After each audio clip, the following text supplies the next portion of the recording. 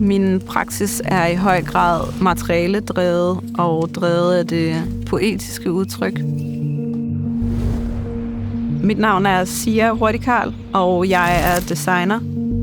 Da vi startede samarbejdet mellem Polen og jeg, var mit mål at lave en multifunktionel kurv, og gerne med en vævning, som var kontinuerlig og emmet af denne her poesi, som jeg synes er så skønt ved vævning.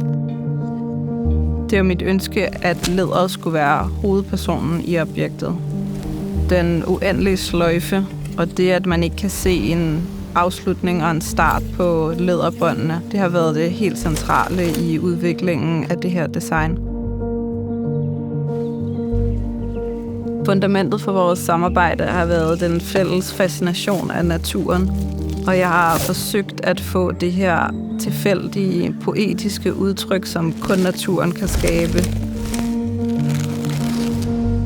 Jeg finder stor ro i det håndlavede. Især i en verden, der bevæger sig meget hurtigt, så er det en virkelig fin påmindelse om, at man kan skabe skønhed, hvis man tilføjer omhu og tålmodighed.